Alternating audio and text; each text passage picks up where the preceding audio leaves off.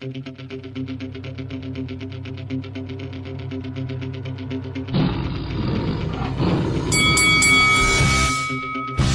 up, it's your boy Roy Jones Jr. and you're watching Lights Out. This is Faisal for Lights Out, proudly sponsored by Spartans Law. We're here in London at Aldwych, ahead of Friday night's huge show at the Indigo in the O2 Arena. I'm delighted to be joined by Denzel Bentley.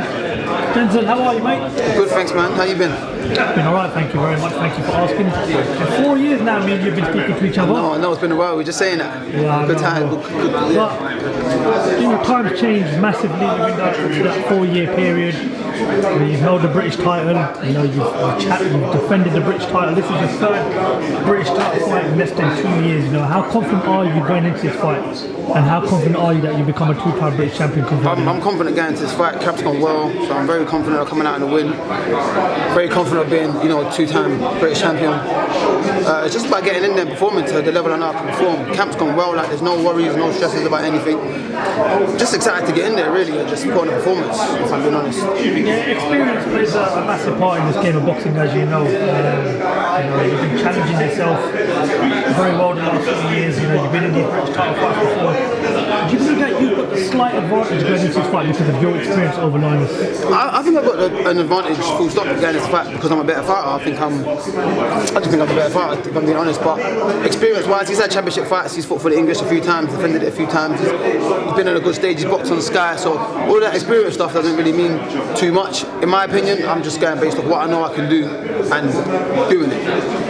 When I first interviewed you many years ago outside Peacocks, very, very sweet, it was a sunny day as well. Yeah, it was. It was our first ever interview. We spoke about potential fights for the future. Taylor Jones was mentioned, Linus was a fighter that was mentioned. How did that fight go? What makes you so confident that you beat Linus on Friday night? I just think I'm the better fighter. There's nothing else to it. I think he's a good fighter. I don't think he's a bad fighter at all. So it's going to be a good fight, but I just think I'm better. One of the things that Canelo said during the press conference was that there's no animosity, but that makes for a better fight. Yeah. I've seen a bit of animosity between yourself and Felix Cash. There's a little bit of neither between yourself and Mark Evans because of the second fight. Yeah. What type of fight we're going to get on Friday night? Because this is going to make it just have to wait and see, man. It's going to be a good fight. That's all I can say. It's going to be a fun fight. It's going to be an exciting fight. I'm going to enjoy myself. Yeah, man. Ultimately, I just think I come out on top. This is going to be a good fight. You have to tune in. I can't tell you how it's going to go because I don't know what he's going to do. You always have an opinion of what you feel like someone's going to do, but you never actually really know. So I will find out after the first round what way the fight's going to go. Is this potentially the last fight for yourself before you look on to move towards European and world level? Potentially, you never know what comes up, what comes knocking. So it just all depends, to be honest. At the end of the day, I got to focus on this stuff. I can't be looking at what I get after this because obviously I've got a live opponent in front of me. And can't just be saying, after this I'm going to do that. Making plans, for after something that hasn't come yet. Given how this division is slowly panning out, there's a lot of noise about Chris Eubank Jr. There's a lot of noise about the world champion Canelo Golovkin. Yeah. You've fought now for over 2 years. Yeah. Your third British title on Friday night.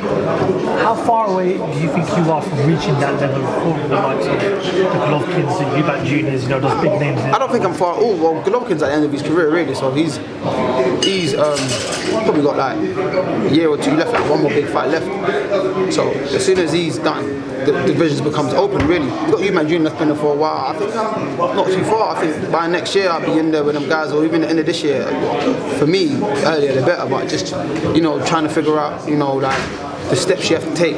I think probably by early next year, end of this year, I'll be ready for those guys there. I want to get your thoughts on what went down on the weekend. Canelo Alvarez's defeat to Dimitri Bivol. Yeah. Was it just a case of that stepping up in weight was the problem for Canelo, or do you feel as if he just come across from the best fighter? There's a few things, isn't it? He come across the best fighter that night. Of course, he went up, a weight too heavy. But at the end of the day, before it was a class fight, he's a good fighter, man. All of that amateur experience. I know it's Canelo when he's got a big name, but that doesn't mean he's going to walk through everyone that's in front of him. Do you know what I mean? Bivol's a great fighter. He's actually a great fighter. And there's a lot of guys that he beat, not just Canelo. Canelo's style on the night didn't gel well. He's still got this bullying style mentality because where he's gone bigger, he probably feels stronger. But you're not going to bully guys that are 175 pounds when when you come from 154 pounds, he just about got away with bullying, not just about, but he got away with bullying guys at 160, 168. Well, 160 didn't really fight like that actually, because if you look at the first Golovkin fight and the Jacob fight, he was a lot more loose with moving his head, you know, moving his feet. As he's gone up, he's gone a bit heavier, he's a bit more compact and tries to walk you down and get you tired. But Bivol's a fit guy, he knew that. Bivol's got a great style, he's got a good reach, he throws good punches straight down the middle. And he just probably prepared wrong for it. He's had the wrong style for it. He should have stuck with his elusiveness that he was at 160. But then again, the weight might have been too much to carry to do that. Bivol said he's willing to come down to 168 pounds to challenge Canelo for the under 60 super middleweight championship in the world.